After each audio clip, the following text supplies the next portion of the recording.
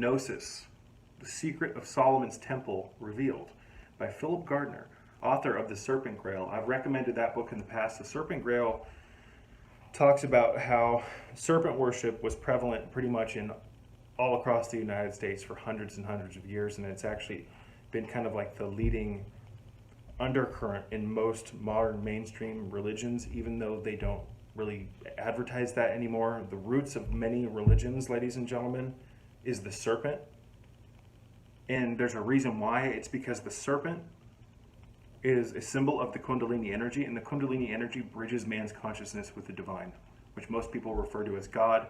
But this process of the Kundalini rising up the cerebral spinal system, up two particular energy channels known as the Ida and the Pingala, which reside kind of in the sacral bone near the coccyx, the pelvic floor, which is known as the throne of God. But this energy resides at the base of the human spine, and when it awakens, it rises up two channels known as the Ida and the Pingala, which are like positive and negative from an electrical perspective. And because of this polarity, it creates electricity. It creates a friction, a union, which causes the Kundalini energy to not only rise up those particular paths, the Ida and the Pingala, but it rises up a very sacred channel within the cerebral spinal system known as the Sushumna. The Sushumna. And as this energy rises up the spine, it awakens and enlivens dormant energy centers within the cerebral spinal system, which have been referred to by many as chakras, which means wheels of light. And as these chakras become illuminated, it causes the consciousness, which is intimately connected to these energetic centers, which are now withered in most Americans, most people worldwide, and they bloom when they become awakened by the Kundalini energy. The brain stimulates dormant regions. The liver stimulates and awakens dormant regions of these organs awaken parts of themselves which are currently in a state of dormancy. And as that happens, the consciousness, which is connected to these organs, these glands, these endocrine systems, the blood, you name it, become hyper-illuminated due to the awakening of these dormant regions of the physiology. So the Kundalini comes along, awakens the parts of our body which are currently in a state of slumber, and when those slumbered states in our physiology awaken, the consciousness connected to them blossom as well, and you experience fourth and fifth dimensional, hyper, extraordinary, supernatural consciousness, which allows you to understand the truth of this world, which allows you to understand the truth of the energetic matrix that we live in, and that we are being used as a fuel source, ladies and gentlemen, by an off-world, hyper-intelligent, non-organic life form and its archons. Again, this entity that feeds on human emotions is known as the demiurge in Gnosticism, or the archon, cosmic creator, you name it. So the Kundalini, the snake, why I brought that up and how it is the fundamental underpinning of almost every sacred religion throughout the world, or at least when they started they were sacred. Now most religions are about profit and mind control, because the great archon, also known as cosmic creator or the demiurge, uses these religions to suck energy out of people and control their minds, like sheep. But the underpinning of most religions is the serpent, because the serpent is symbolic of the Kundalini.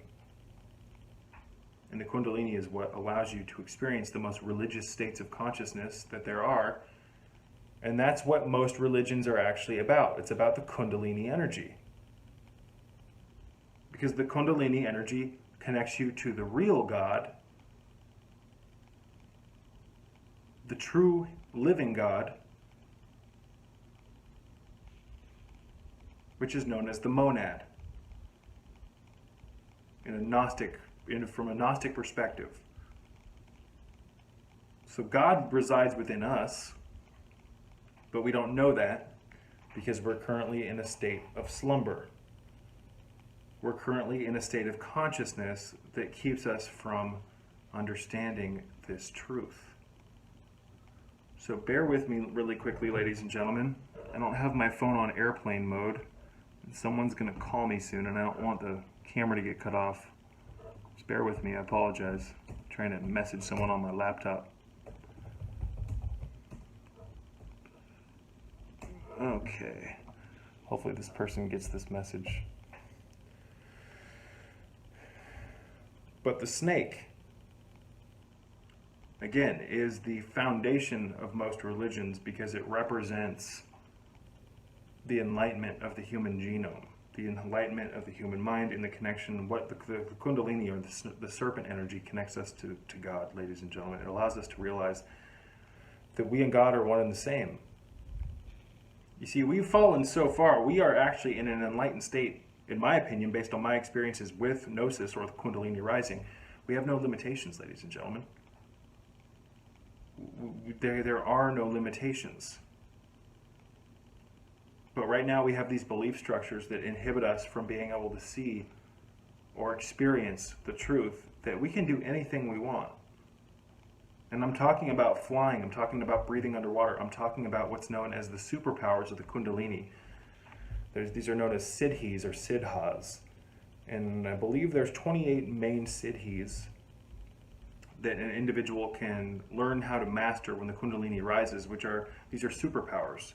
These are extraordinary, hyper, supernatural, psychic abilities that an individual can learn to do once the Kundalini rises, such as, but not limited to, breathing water, seeing through objects, teleportation. And I know it sounds crazy and it conflicts with most people's belief systems, but I don't give a shit, because the belief systems that most people adore so much do nothing but bring them strife and keep them in a box. But most people like living in a box, and that's just the way it is.